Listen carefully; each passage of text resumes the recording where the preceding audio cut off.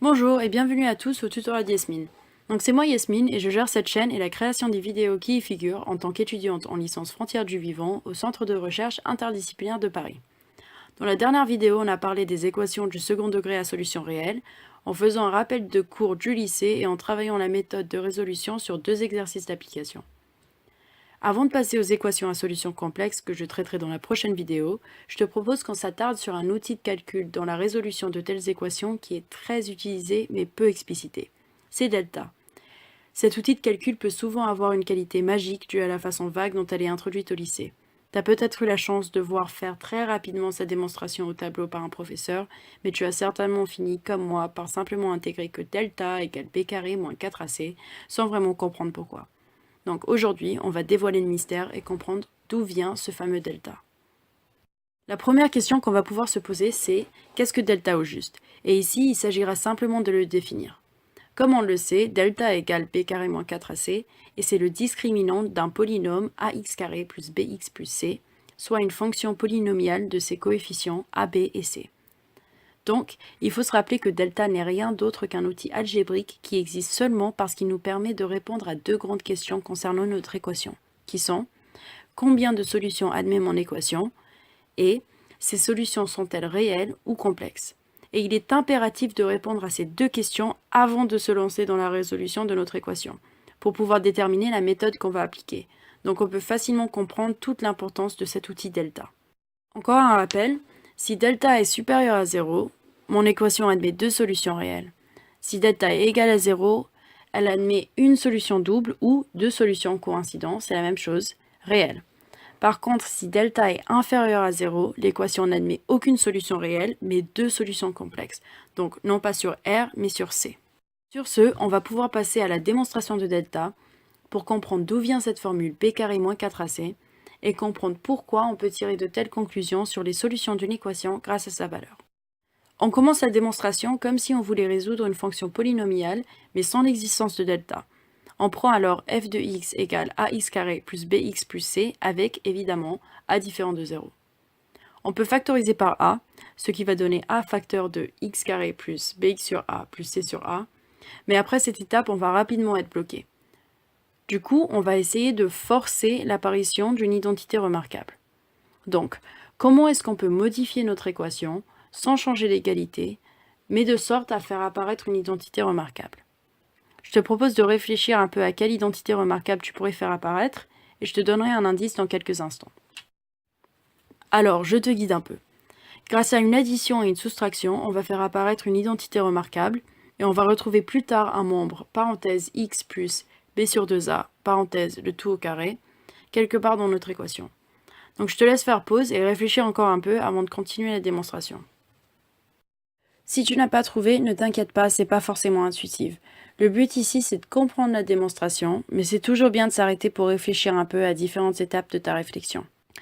En fait, ici, on peut additionner à notre équation b sur 2a au carré moins b sur 2a au carré, et cela sans changer l'égalité de l'équation, vu que cette sommation est nulle. On se retrouve donc avec f de x égale a facteur de x carré plus bx sur a plus b sur 2a au carré moins b sur 2a au carré plus c sur a. On pourra ensuite réécrire bx sur a comme étant 2x fois b sur 2a, et on remarque qu'on a déjà fait apparaître une identité remarquable qui figure entre parenthèses rouges. On peut donc réécrire f de x comme étant a facteur de x plus b sur 2a le tout au carré, moins b sur 2a au carré, plus c sur a. On va ensuite travailler sur les membres de droite. Déjà, on peut appliquer le carré à b sur 2a, et on voit qu'on fait apparaître 4a carré au dénominateur. En trichant un peu sur notre raisonnement, parce qu'on connaît malgré tout la formule de delta qu'on recherche, on peut se dire qu'on est sur la bonne voie pour faire apparaître notre 4ac. Il suffit de tout mettre au même dénominateur en multipliant c sur a par 4a en haut et en bas, et on retrouve bien la forme b carré moins 4ac au nominateur de la partie de droite, et on peut reconnaître que cette réécriture de la fonction est la forme canonique du trinôme. Donc ce qui nous reste à faire, c'est de déterminer en quoi cette formule, qu'on va appeler delta, peut nous être utile. Et pour le faire, on va prendre cette forme canonique et on va le traiter dans les trois cas possibles. Delta supérieur à 0, delta égal à 0 et delta inférieur à 0. Commençons avec delta supérieur à 0. Ici, on va utiliser l'identité remarquable a carré moins b carré égale a moins b fois b moins a, et on va écrire delta comme racine de delta le tout au carré. Ce qu'on a le droit de faire seulement dans ce cas, vu que delta est supérieur à 0. Donc, grâce à cette notation de delta, on va pouvoir écrire delta sur 4a carré comme étant racine de delta sur 2a le tout au carré. Et on pourra utiliser l'identité remarquable pour écrire f de x égale a facteur de x moins b moins racine de delta sur 2a fois x moins b plus racine de delta sur 2a. Et pour simplifier les prochaines étapes, on va écrire a facteur de x moins a fois x moins b. On résout alors l'équation. On peut simplifier le a vu qu'il est différent de 0, et on trouve comme solution x moins a égale 0 ou x moins b égale 0, ce qui équivaut à x égale a ou x égale b. On a donc, si on réinjecte les valeurs de a et b, x1 égale moins b moins racine de delta sur 2a, et x2 égale moins b plus racine de delta sur 2a.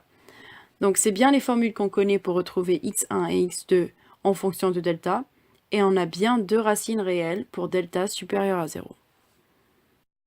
Passons au cas où delta est nul. On peut déjà établir que moins delta sur 4a carré est nul aussi, et on va donc chercher à résoudre la forme canonique sans ce membre. On simplifie encore le a, et on se retrouve avec x plus b sur 2a égale 0, soit x égale moins b sur 2a. C'est bien la formule qu'on a l'habitude d'utiliser pour trouver la solution quand delta est nul, et on n'a bien qu'une seule racine réelle si delta égale 0. Ça serait le moment de remarquer que même si on utilise les formules précédentes x1 ou 2 égale moins b plus ou moins racine de delta sur 2a, on retrouverait le même résultat dans les deux cas vu que delta est nul. C'est pour ça qu'on peut dire qu'on a une solution double ou deux solutions coïncidentes. Enfin, traitons le cas où delta est inférieur à 0. On peut appeler 1 le membre moins delta sur 4a carré de la forme canonique du trinôme, et on pourra noter que moins delta est supérieur à 0 et que a carré est strictement positif.